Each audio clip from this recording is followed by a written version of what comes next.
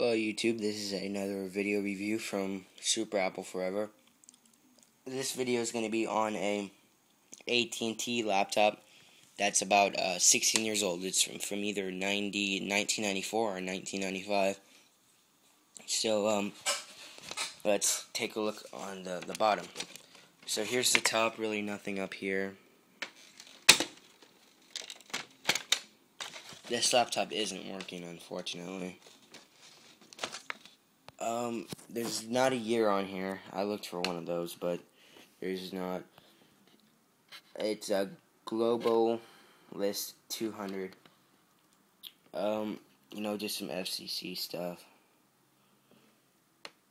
Oh, yeah, there is a year on here.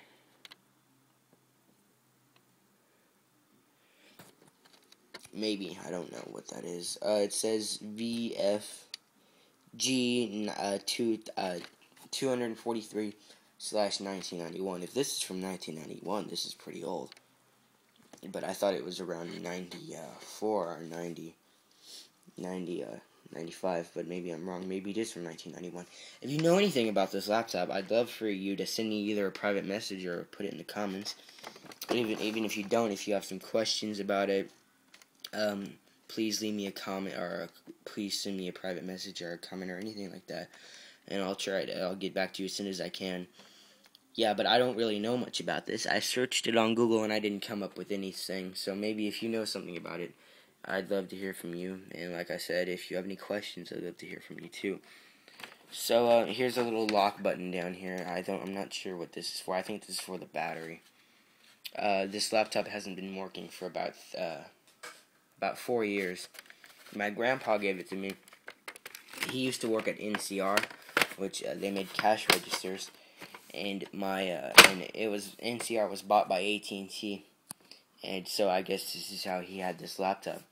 Now, what's funny about this laptop is when I had it, it had 2 NCR batteries and 1 AT&T battery.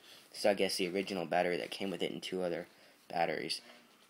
But yeah, so let's take a look around it. Here you have some status lights.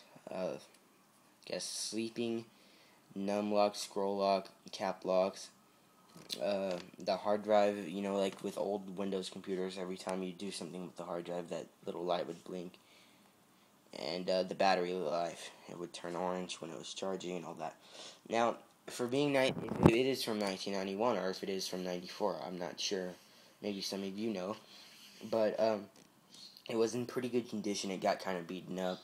I moved it a couple times. We moved houses. It's gotten beaten up.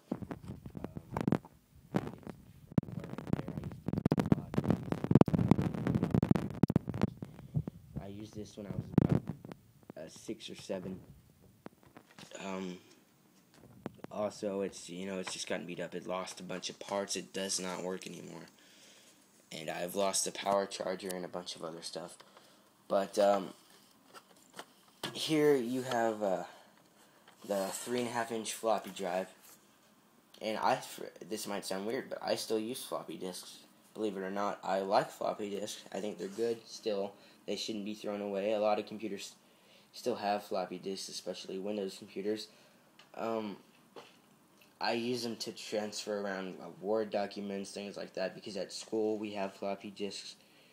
And we don't have floppy disks, but our computers have floppy disk drives.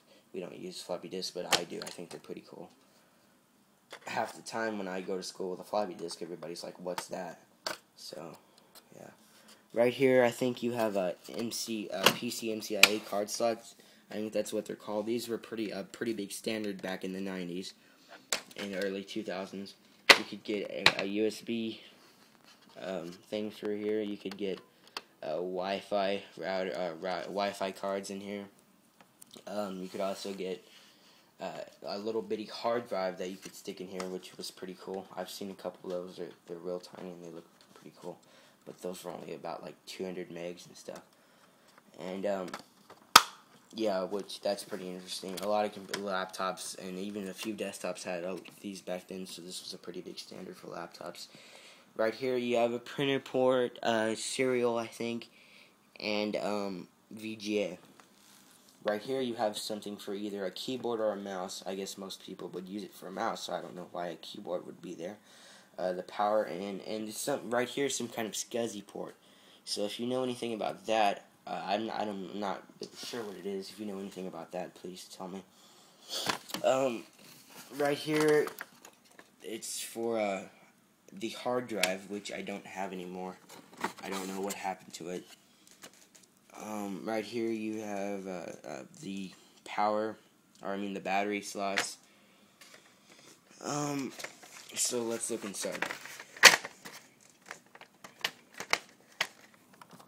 Like I said, it's the power adapter's laying around somewhere. So if I ever find it, I'll make another video. But it'll probably be a while, or even if I find it, which I doubt it. There's the old AT&T logo again, and the laptop's name, Globalyst 200, I think it's pronounced. Right here is the brightness for the LCD. This is a pretty old LCD. I mean, look at how thick it is. This is huge for an LCD. And you look at the MacBook Air's LED. Right here is a contrast. There's the power button. And here's the keyboard. And an interesting thing is the track button, or I mean the trackball. Back then, trackpads were just starting to come out, and you would very rarely see a laptop with a trackpad, and they were pretty expensive back then. So most of them had trackballs, and even having a full color screen, if it's that old, was a pretty big deal back then, because most of them weren't full color LCDs like they were 32 shades of blue, or 32 shades of red, or 32 shades of black and white, stuff like that. I don't know if those numbers are correct, but they had a bunch of shades of one color, or black and white LCDs. But this was a pretty good, big deal to have a color LCD even for '94. I don't know if I mentioned this already, but when it was working, it had Windows 95 on it. Now, I don't think this is the original OS. I think the original OS is Windows 3.1. But like I said, if you know anything about that, please tell me and everybody else. So that's really about it. Like I said, if you know anything about it, please send me a private message, or put it in the comments. If you have any questions, please send me a private message. If you have any questions about any of the computers I demoed or anything like that, please leave it in the comments. So thanks for watching. Please subscribe and please like.